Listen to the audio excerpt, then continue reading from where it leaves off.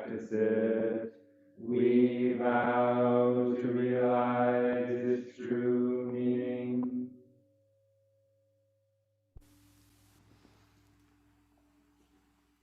Can you guys hear me all right? Cool. So welcome everyone joining us online. Welcome to our dear friends who are joining us in person for maybe the first time.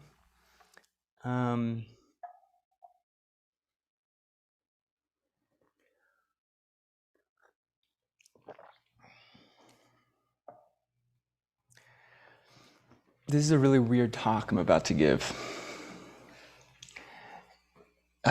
Maybe they're all weird talks. They probably are kind of all strange. But this one, Noah's kind of like the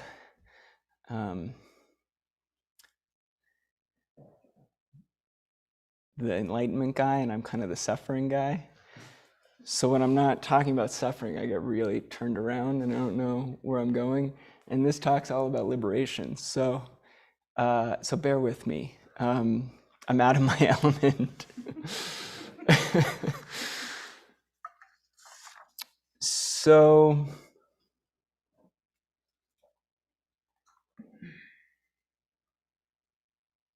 where are we right now?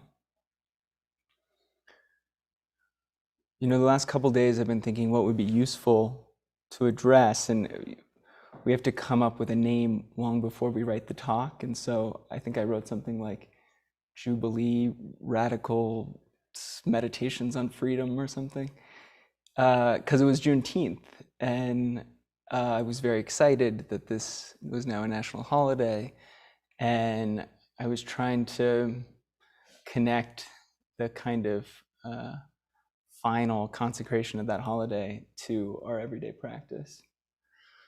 And I got hooked on this word Jubilee. Does anyone know the biblical background of Jubilee? Some of our more Bible-ish people, maybe? No? I do. What is it? It's every, what is it? How many years, and you give back, like you redistribute like land, wealth to the poor. Yeah. So there's a couple different structures for it, but originally it was the notion that every 7 years your debts are forgiven, which is to say, and I've read this a couple different ways, either every 7 years everyone's debt's forgiven, which I don't think originally is what it meant, or no debt can last past 7 years, that there has to be a fallow period, that there has to be forgiveness at some point. And during Occupy Wall Street, there was this thing, rolling debt jubilee, where like the only proactive, like concrete engagement in the financial world that Occupy Wall Street did was buy back debt from those who were severely indebted. If you're severely indebted, your debt gets traded on a secondary market, and it gets to be worth like pennies on the dollar. And so they were raising money to buy back debt, to do this debt jubilee. So I thought that was pretty cool. So somehow tonight I'm going to give a talk about Jubilee, but we're not there yet. That's just the warning. That's where we're going.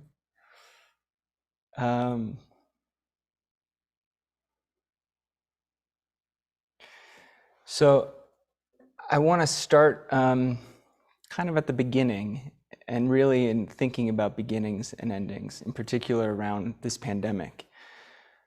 I was sitting at a cafe yesterday, kind of writing and thinking and not writing, and it was the first time I just sat at a cafe for an afternoon in like a year and a half. We're still closed here to Upaya for those who aren't here, which is to say there's not much coming or going. But a few weeks ago, we opened up enough that we're, gathering outside in places where people gather outside, and to see people we haven't seen in a long time in that kind of way. And so I went to Iconic, one of our favorite cafes, and sat outside with a coffee and did a thing I really miss doing, which is people watching.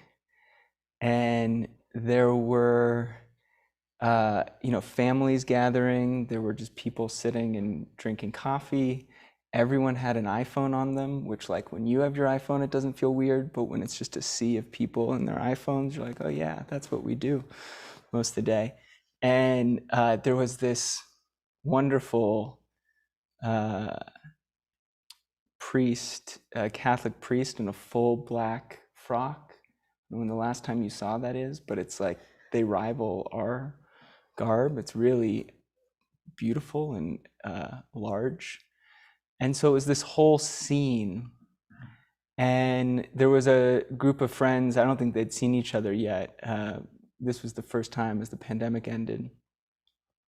And they were talking about the weddings they're going to go to, and they were talking about the trips they were going to take.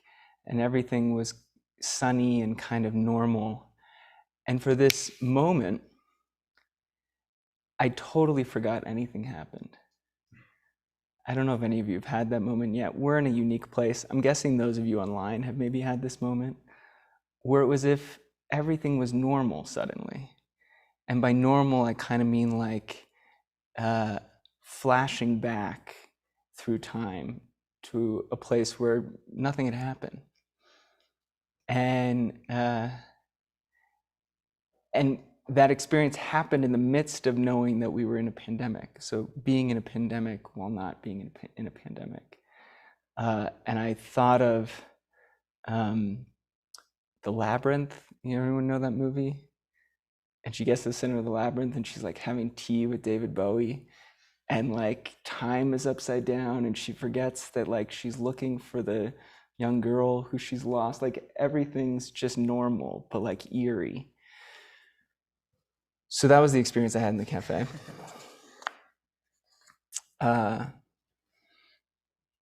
And as I kind of came back to 2021, I had this thought that no, something has happened. And I can choose to kind of gloss over it, or I can choose to allow it to be part of my body, to be in a changed life, a life changed by this upheaval. And so I thought of these thresholds of beginning and ending and what it means to be in this kind of ceremony, or this kind of what I'll eventually call a Jubilee, but we're not there yet. And so I went back to where I thought the pandemic had begun. So we can kind of go back to the zoological event in Wuhan where like the virus became a human virus, or we could go to the first death also there, or we could go to where it crossed the ocean, or the first time there were more deaths from this virus than there were from the flu, or there's so many, like, if we want to take the God's eye view, we could mark it all sorts of places.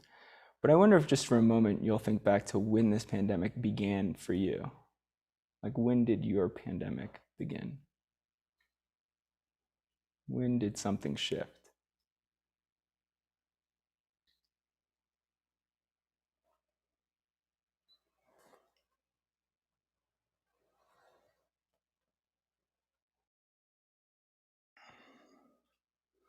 And maybe in thinking about that, like me, you realize that beginnings always stretch back before their beginning. And so you see the connection of time. But for me, it became very clear suddenly that the pandemic began on March 6th. So why March 6th? So I was at Garrison March 6th last year. The Garrison Institute is this wonderful retreat center in upstate New York on the Hudson. And Jonathan Rose, who's co-founded it with his wife, had invited 100 of us to come talk about how to take on the world's big issues: social unrest, climate change, inequality. And he invited a bunch of scientists and social scientists and some entrepreneurs and some practitioners, since it is a practice center. And it started the day before. And already we were talking about the pandemic. It was already clear that this was a thing that had the potential to tie us all together. And everyone was kind of using the thought of the pandemic as like a useful thought, but no one felt it yet. There was a lot of talk about how one tiny ball of proteins copied 1 trillion times can suddenly make the invisible connection between us visible. And I was kind of in this space of lofty thoughts about addressing big issues and noticing this virus from afar. And on the second day, by chance, I got to have lunch with a wonderful writer and ecologist and activist named Tempest Williams. People know Tempest Williams? A few people. She lives in the Four Corners area, next to these kind of famous buttes in this incredible open arid land. And we had people in common, but we'd never met. And so I knew she was there, and she had gone to Harvard as a professor the year after I left. And I left divinity school there. And so we had a lot of people from divinity school in common, and we found each other and we sat down and we had lunch. And it felt immediately like we were old friends. There was something about her warmth and her generosity. And she had given a presentation the night before, late at night, the last presentation. And it was about Castle Rock, which is this butte, this outcropping right next to where she lives, a famous one. And she played for us in the main room a recording of the rock vibrations, that you could hear the rock kind of breathing or whispering or moaning. The sound was odd and changed and like nothing I'd heard. And it required these particular instruments to capture. And she was the only presenter of all the, many acclaimed people there who didn't talk about fixing, but talked about listening. That she invited us to listen and to bear witness. And so over this lunch, my sense of things shifted. And we spoke softly to each other and easily in this very busy, noisy dining hall. And we shared stories of mutual friends, in particular, remembering Professor Hallisey, who had been the kind of bright light of my time at divinity school. I was a professor of Buddhism. And she recounted a story of being in a class with him, a seminar on Shinran. Shinran being the founder of Shin Buddhism, a contemporary of Dogen. We don't talk much about Shinran and Shin Buddhism, but it's a far more practiced form of Buddhism in Japan than Zen. It's more kind of popularly practiced. And Terry told me just one line that Hallisey had started with, and that had suddenly, at the very beginning, broke her open. She was in this class, just broken open by this one line of his. And in sharing her experience so sincerely and kind of openly, she broke me open. Like I just started tearing. And what I remember of the line was that it was about not turning away, that it was about stopping and seeing fully, and then taking the next step. And somehow, in hearing it, I realized that this was what the virus was asking of us and would ask for us, and that this was what the earth was asking of us and what we had heard the night before in those whispering deep tones of Castle Rock. And I didn't know it at the time, but looking back, that's when the pandemic began for me. And so Terry and I shared our information, and next to her name and email, I wrote the line. And I remember still the impact it had on me, but I've forgotten the line and I've lost the book.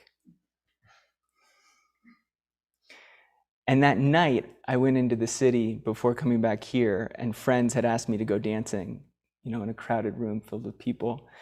And I declined, not quite sure exactly why, but kind of knowing maybe not now. And instead, I walked the streets after dinner of New York, which is always a wonderful thing to do, always majestic.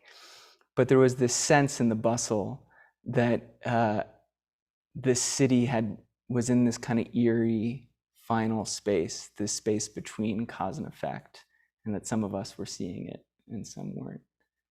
I've heard others had this experience in early parts of the pandemic. So I returned to Upaya. This is just a story of the pandemic. So you can, like all Dharma talks, you can just turn your mind off and just let your mind be someone else's for a while, because nothing in here you haven't heard. So I returned to Upaya after the pandemic, and it was just as we were closing the physical Zendo and we were opening the online Zoom Zendo, and most of us know how that went, which was without us knowing and due to a lot of kind of brave and quick decision making by Roshi and Noah and others. Suddenly we had 2,000 people here for the spring ongo, which was like as many people as we'd had for a practice period in the entire decade before. And by chance, we actually read one of Hallisey's books. He's only written a few, which was a translation of poems by early nuns that some of you might remember, short poems. And then many months later, and many interviews later, it was a period for me and Noah and Munchin and others, a rare opportunity to talk to people from around the country and around the globe, practice interview after practice interview, that people who had self-selected to turn them toward practice during this time of upheaval. These amazing individuals, many living alone, many having their lives turned upside down, some just going about things kind of like we were. And this eventually became the norm. And many months later, actually early this year, Roshi started to write about the pandemic in a really useful way for me, a clarifying way. A number of us have read this. She called the pandemic a rite of passage and drew on the work of Arnold van Gennep, a Dutch ethnologist, to describe the pandemic as a rite of passage in 3 phases. So who's read this? A couple of us. I mean, Roshi, we've all read it. Everyone in the room raised their hand. So the first phase, as she wrote, is a phase of separation. Can I get a clock? Can I borrow that clock? Because I'm going to go way over. Thank you.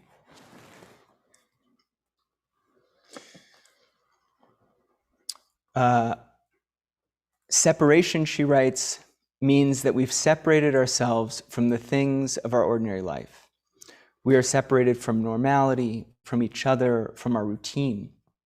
It means that there's an experience where there's a loss of our connection to what we've been used to. So this is that initial phase, that separation from normality. And it occurs kind of suddenly and unmistakably and can be jarring. And the second phase, she says, is the threshold phase, an interstitial space betwixt and between worlds. Van Gennep, Roshi writes, describes this in terms of an experience of being thrashed, of being broken apart, of encountering catastrophe. With the time of her writing this, she said, we're in that experience now of not knowing, of radical uncertainty, of being churned. And this feeling of churning can feel like suffering. It can feel like liberation. I think we know this from sitting sesshin. We know this from other rites of passage, any kind of religious rite of passage. It can be terrifying and edifying in turns. And there's this aspect of liberation and transformation in this second phase that we find. And it's this aspect of the pandemic, the part that brought us much closer to ourselves, to each other, to the earth, than we'd managed to do in recent decades. It's this aspect that we might think of, I think, as a jubilee, that we could call a kind of forgiveness or putting down of things we've carried. So as we said, it's a biblical term, and I don't know if anyone has read David Graeber, but one of the truly amazing nonfiction books of the last decade, I think it was written in 2010 or maybe earlier, is his book, Debt, the First 5,000 Years. And it traces the rise of debt, really as the primary form of currency and as this kind of cultural centerpiece around the world. So, beginning, he talks about debt jubilee, or what we now call the debt jubilee, which started back in the mid-5th century BC when Nehemiah, who was born in Babylon, who was a cupbearer for the king, somehow convinced the king of Persia to let him be the governor of Judea, his home, his ancestral home, which happened in 444. At the same time, he received permission from the king to rebuild the temple in Jerusalem, which had been destroyed 2 centuries earlier. And in rebuilding, they found and kind of refurbished and in a way rewrote all these sacred texts, restored them, and began to have them as the sacred text. So what we understand as Judaism today is kind of founded or discovered or created during this time. So Graeber writes that as soon as Nehemiah returned home, he found himself confronted with a social crisis.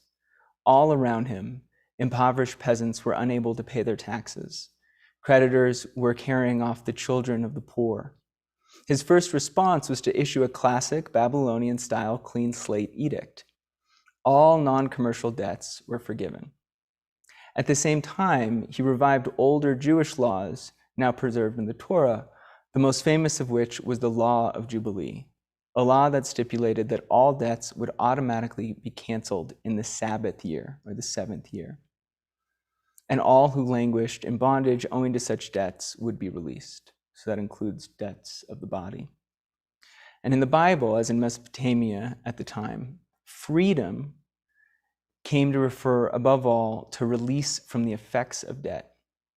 Redemption, in that case, not as being paid back a debt, but coming to mean destroying the entire system of accounting altogether. This eventually was adopted in a Christian sense or translated in Christian terminology as redemption being released from the burden of sin and guilt entirely. So later in the Middle Ages, so this is our debt jubilee, and this is a whole language of freedom based on how are we in bondage, and this primary way we're in bondage, which is a kind of debt of all kinds, of financial debt or a debt of slavery, debt of owing, belonging to someone else. And this persists.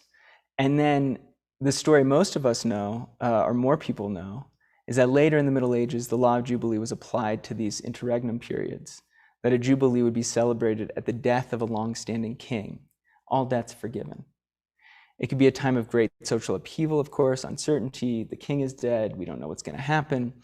And during this time, there's a funeral, there's a festival, everyone says the king is dead, and then the past is allowed to be the past, and they say, long live the king. Let's start again, anew, from a clean slate, one body. So this, in a kind of biblical way, in a kind of structural way, in the way having to do with how we end up belonging to each other in systems of power, was written into our religions of the West from a very early time. And so I think it illuminates for us these other kinds of Jubilee. So this is one. Another I love is the Harvest Festival, this Jubilee, a time of freedom from a sense of a mind of poverty, a sense of not having enough, a time of plenty. Also a time where people will act or live outside the social strictures or norms of their society. Pilgrimage is another Jubilee, kind of Jubilee from our life path, from child to adult to career to marriage to retirement to death, like a place where we travel a different path, the path to a place with only spiritual value or connotation. But for us, I think there are two primary ways we understand this Jubilee, or we practice it. For us, Sesshin is the practice of Jubilee. We put down the personality. We take a break from creating and refining narratives of self and other, of in-group and out-group. And we live simply for a time, in our non-normal way. And secondly, a kind of different scale, there's the practice of Zazen, a jubilee for the self. Each moment born, present, gone. No self to add to the equation. A time to unyoke from the burdens, including the burden of unyoking from burdens, and return to the earth, to the sky, to the breath. Suzuki Roshi said, nothing happens when you sit. You are not even you. So when you stand up from Zazen, it's as if coming back to your life after going away. So why do we do this, we might ask? Indeed, often we don't want to stop at all, so it seems necessary to ask, why is this beneficial?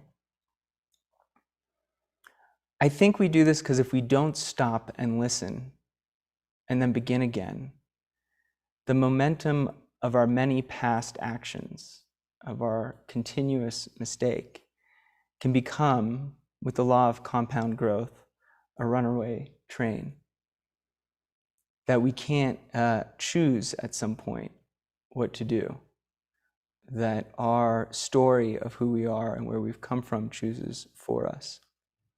And perhaps we even forget the cost of these stories and the burden we carry in the form of habits long ago formed.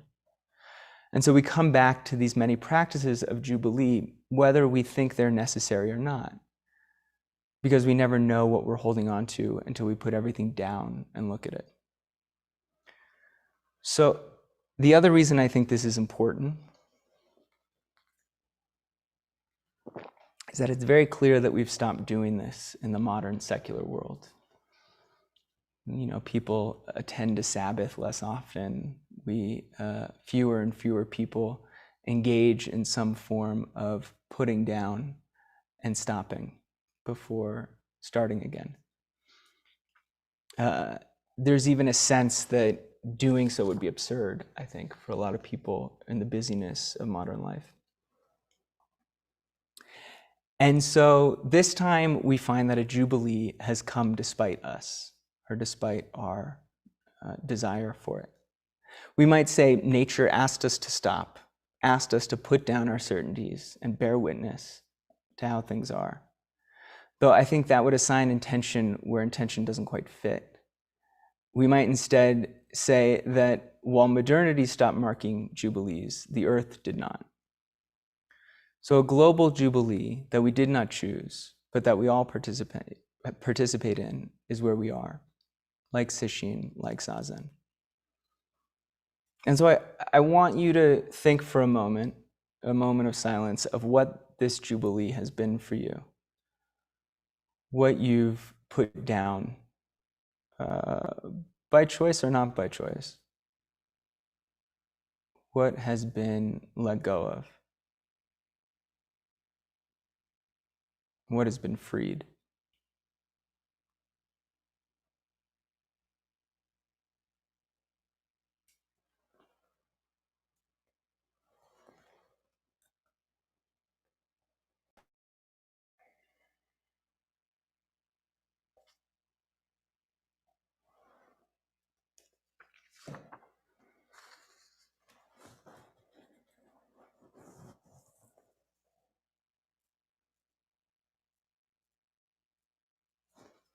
Anyone want to share?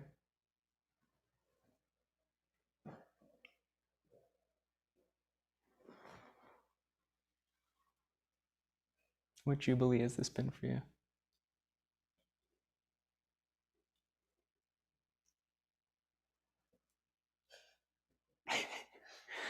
I have like 7 written down here and they're all crossed out. Because who can say but ourselves? Travel. Plans. A jubilee from plans. A jubilee from travel. You know, many of you know this, but my mom basically got on a plane every 4 days for the last 30 years, and she couldn't during this pandemic. And that's been the gift. It's been a jubilee from travel. And so she's noticed what happens when you stop. So that one's real. A jubilee from plans. What else? Coffee shop. It's too soon, Pearl. It's been a socializing jubilee. It's been a fashion jubilee. It's been a travel jubilee. I think it's been a selfishness jubilee. That in some way we notice we're thinking of others constantly in the upheaval and the carnage of a pandemic. And we can point to those who aren't wearing masks or those who are, clubbing in Miami for spring break and be like, well, there's a lot of selfish. But actually everyone I've spoken to, again, thousands of people coming through this past year and a half, has been so remarkably unselfish. But the one that sticks out for me is a busyness jubilee. That if there's a kind of mantra of modernity, it's productivity to do. And it's hard to be super productive when you can't go anywhere or change anything. And so it's been a jubilee from the fear of missing out, from the fear of not being in the right place or choosing the right path, a respite from the seemingly constant need to justify our place in the world, and thus a time to remember that we are valid already, not by our actions, but by our presence. There's been a quiet that allows us to hear with a rare clarity the world. We could hear only 2 months after March, George Floyd's labored breath and his cry, his jubilee, which also comes from the same root of jubilation, which means to cry out or to call out, or jubilare, which is the root of both of them, rather. His jubilee, his jubilare of I can't breathe. We could hear the fires of California and Australia and Indonesia roaring in the absence of rain.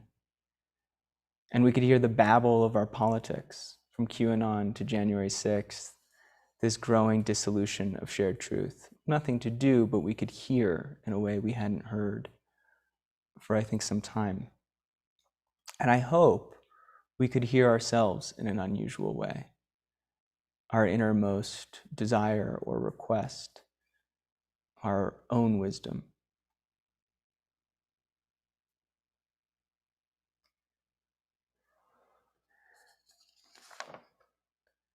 Now that I'm talking about suffering, I'm like, it's finally a talk.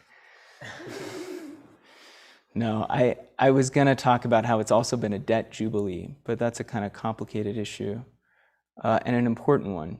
These two bills, relief bills, giving millions of people a kind of respite from an economy of poverty that they wouldn't have had otherwise. And this sense we all have of what the economy is built on that we wouldn't have had otherwise. People noticing that if low-wage workers don't have to work at crummy jobs where they're put in danger, they may choose to not do so for a few months. And that allows for a kind of vision of one's life that we've been missing for decades. I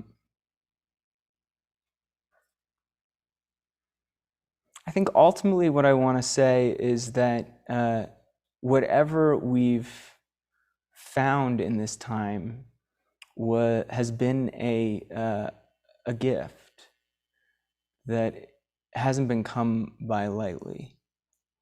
And we kind of don't notice anything changing here, but suddenly we might. And I know most of this country is, even though most of the world certainly isn't yet. And if we don't notice what's been true for us, we skip over the third phase of the rite of passage. Anyone know what the third phase is? Because we all read the article. So the third phase of a rite of passage, as Roshi reminds us, is the phase of integration. If we learn from the breakdown, she writes, it can lead to a greater degree of integration and well-being than when it began. Part of our learning experience has to do with giving ourselves time for deep reflection, for acknowledging and exploring our inner life, and not turning away from the experience that we're going through as we journey in the landscape of uncertainty, in this landscape of loss and possibility. So integration is not an ending point. It's not the kind of final breath. Like the threshold phase, it's an opening and a practice. The high highs and the low lows of the threshold phase tend to get the most attention from us. We fixate on them. We think that's the whole thing. But the third phase might be the most vital of them all. If we skip the third phase, the rubber band of our fears and our habits have this tendency to snap right back into place as normal, a reversion to the mean. Even if we've lost loved ones, even if our entire life was turned upside down, thrashed open by the threshold phase, we as humans have this uncanny capacity to still find ourselves at a cafe one sunny spring day, suddenly certain nothing happened or nothing much at all. Last night, thinking about this talk, thinking about beginnings and endings, I thought back to my lunch with Terry at the Garrison Institute and how that beginning included so much before it. That class with Hallisey, my dinners with Jonathan Rose, both including actually particularly this one conversation and class with Hallisey that both of us discussed at lunch, which was an introduction to understanding the sutras as a string of relationships generated, growing generation after generation, each like a bead of a mala, similar though not the same, evolving like living beings and reaching back all the way to the Buddha. This is a kind of core teaching of Charles.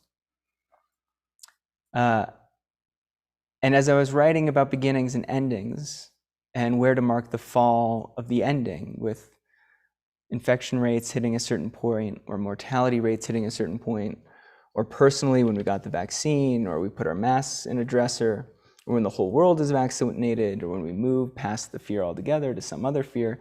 Again, if we take the God's eye view, it could be anywhere. And as I was writing about this, I kept jumping back to that lunch and to that line Terry had spoken to me that I'd forgotten. And I'd meant to write her ever since the lunch, but hadn't. And so on the off chance that I might reach her, I wrote her last night and asked if she remembered what she'd spoken to me across the table. And 10 minutes later, I got an email with a voice message in it. I was shocked. It began, I don't want to go back to what was normal, which was crazy. And she had this soft, calm, heart-filled voice that I remembered from over a year and a half ago. And she went on, I also view our conversation as the end of life as we knew it, and the beginning of what we could not have imagined. For me, she said, this pandemic, this pause that is now a place, has been a deeply spiritual awakening, and I don't want it to end. What I realize is that the earth called us home, and I wanted to honor that. For me, maybe the pandemic ends when we're no longer afraid. Maybe the beginning was in our conversation, realizing we have to slow down. We have to realize that the planet is on fire, and I'm watching those flames from our porch. She's talking about her porch in the Four Corners, and the gift of rain and what is essential. For me, this is the beginning, and maybe the end is the end of the illusion that I was living. I don't want to be in that illusion again. I look back at that time as a terrible extravagance, she said. And in the email, she wrote the words that she had spoken from Shinran. This happened. Now something else can occur. Having ended or not ended, this happened. Now something else can occur.